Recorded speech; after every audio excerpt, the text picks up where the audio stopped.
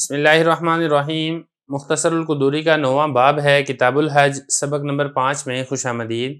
آج کے سبق میں ہم پڑھیں گے کہ حالت احرام میں کون سے کام کرنے جائز ہیں۔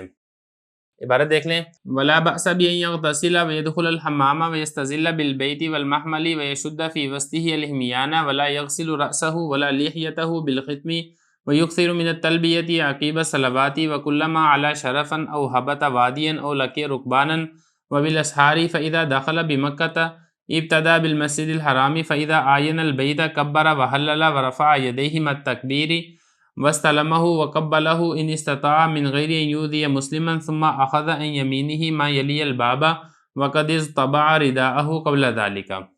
ترجمہ دیکھ لیں، اور کوئی حرج نہیں ہے کہ وہ غسل کرے اور حمام میں داخل ہو اور وہ سایہ حاصل کرے گھر کا یا کجاوے کا، اور وہ باندھ لے اس کے درمیان میں ہمیان پیٹی کو، اور اپنے سر کو نہیں دھوئے گا اور اپنی داڑھی کو نہیں دھوئے گا ختمی بوٹی سے، اور کثرت سے پڑھے گا تلبیہ نمازوں کے بعد، اور جب کبھی چڑھے کسی اونچائی پر یا اترے کسی وادی میں یا ملے کسی سوار سے، اور صبح کے وقت، اور جب داخل ہوگا مکہ میں تو ابتدا کرے گا مسجد حرام سے، جب وہ سامنے آئے گا بیت اللہ کے تو تکبیر کے اور لا الہ الا اللہ پڑھے اور اپنے ہاتھوں کو اٹھائے گا تکبیر کے ساتھ، اور استلام کرے گا حجر اسود کا اور اس کو بوسہ دے گا اگر وہ طاقت رکھے، بغیر اس کے کہ ایذا دے کسی مسلمان کو۔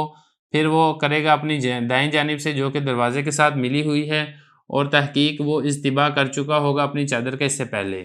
عبارت ہوگی ہے، ترجمہ ہو گیا ہے۔ اب چلتے ہیں اس کی تشریح کی طرف۔ دیکھیں، گزشتہ سبق کے اندر ہم نے یہ پڑھا تھا کہ حالت احرام کے اندر کون کون سے کام ناجائز ہیں، منع ہیں، حرام ہیں۔ آج کے سبق کے اندر ہم یہ پڑھیں گے کہ حالت احرام میں آپ کون کون سے کام کر سکتے ہیں، اور اسی طریقے سے جب آپ حج کا باقاعدہ آغاز کریں گے تو وہ کس طریقے سے آغاز کریں گے۔ تو دیکھیں، پہلی بات تو حضرت یہ بتا رہے ہیں کہ کوئی حرج نہیں ہے غسل کرنے میں۔ جو حاجی ہے وہ حالت احرام میں غسل کر سکتا ہے، غسل کرنا یہ منع نہیں ہے۔ اور اسی طریقے سے حمام میں داخل ہو سکتا ہے، تو حمام میں داخل ہونا یعنی غسل کرنا، یہ دونوں کام اس کے لیے جائز ہیں، منع نہیں ہے۔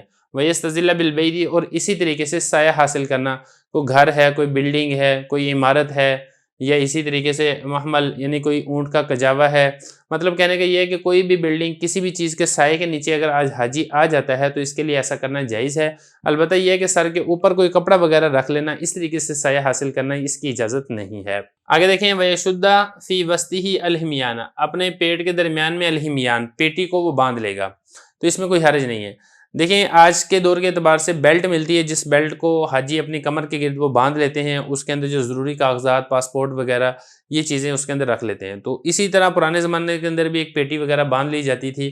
تو فرما رہے ہیں کہ پیٹی ہو یا کوئی بیلٹ ہو جس میں کوئی ضروری کاغذات وغیرہ ہیں یا ضروری چیزیں ہیں آپ کی، تو یہ اپنے کمر کے گرد باندھنے میں، اپنے پیٹ کے گرد باندھنے میں کسی قسم کے کوئی حرج اور ممانعت نہیں ہے، آپ اس کو باندھ سکتے ہیں۔ یہ ہو گیا۔ لیکن آگے فرمایا کہ جو اپنا سر ہے یا اپنی داڑھی ہے، اس کو ختمی بوٹی سے نہیں دھوئیں گے۔ تو دیکھیں، ختمی ایک بوٹی ہوتی تھی، وہ خوشبودار بوٹی ہوتی تھی، تو چونکہ حالت احرام میں خوشبودار چیز کا استعمال منع ہے، تو لہذا ختمی بوٹی سے آپ اپنے سر کو، اپنی داڑھی کو نہیں دھو سکتے ہیں۔ البتہ سادہ پانی ہے اس کے ساتھ آپ دھو سکتے ہیں، یا اسی طریقے سے اگر آپ صابن استعمال کر رہے ہیں تو صابن کے اندر بھی آپ اس چیز کا خیال رکھیں کہ آپ صابن وہ استعمال کریں جو خوشبودار نہ ہو، خوشبودار صابن استعمال کرنا بھی جائز نہیں ہے۔ یہ ہو گیا۔ اب اس کے بعد آگے حضرت فرما رہے ہیں کہ اور کثرت سے پڑھے گا تلبیہ نمازوں کے بعد۔ جب آپ نماز پڑھیں، فجر پڑھیں، ظہر پڑھیں، عصر پڑھیں، مغرب پڑھیں، عشاء پڑھیں، نمازوں کے بعد آپ تلبیہ کی کثرت کریں۔ اور اسی طریقے سے جب کبھی کسی بلندی میں چڑھتے ہیں، اوپر جا رہے ہیں، اوپر چڑھتے وقت تب تلبیہ کی کثرت کریں، یا کسی وادی میں اتر رہے ہیں، نیچے اتر رہے ہیں، تب آپ تلبیہ کثرت کے ساتھ پڑھیں۔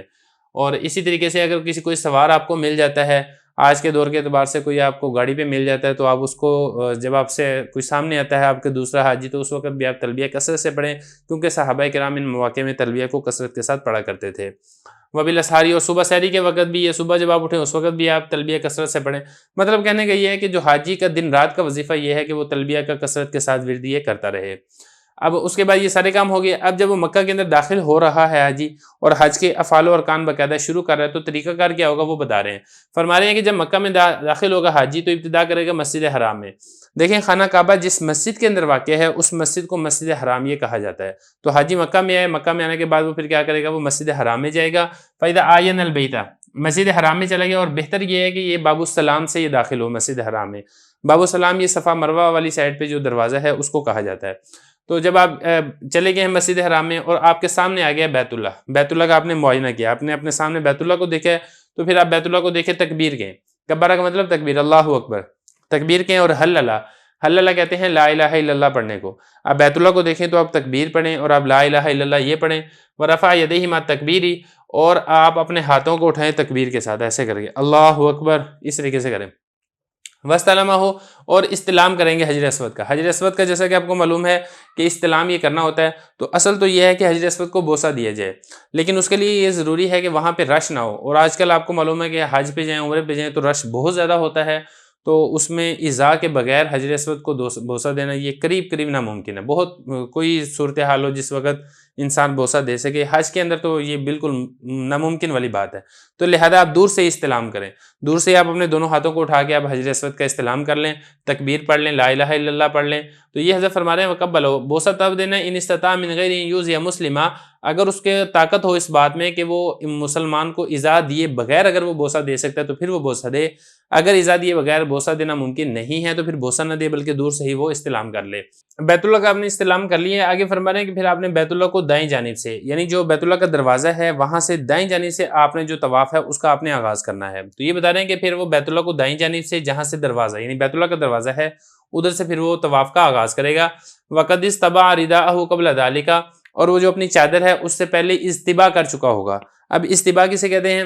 دیکھیں استباع اس کو یہ کہتے ہیں کہ آپ نے اپنا جو دایاں کندھا ہے اس کو ننگا رکھنا ہے، اور جو چادر ہے وہ اس دائیں کندھے کے نیچے سے نکال کے بائیں کندھے کے اوپر یہ ڈال لینی ہے، اس کو استباع کہا جاتا ہے۔ میں آپ کو کر کے بھی دکھا دیتا ہوں تاکہ بات سمجھنی یہ آسان ہو جائے۔ دیکھیں یہ ہم تصور کر لیتے ہیں کہ یہ احرام والی چادر ہے، تو جب آپ نے طواف کرنا شروع کرنا ہے تو آپ نے یہ والا جو کندھا ہے آپ نے اس کو ننگا کرنا ہے۔ ننگا آپ نے کیسے کرنا ہے؟ یہ اس چادر کو کندھے کے نیچے سے نکال کے ایسے، پھر یہ آپ نے بائیں کندھے کے اوپر اس طریقے سے ڈال دینا ہے۔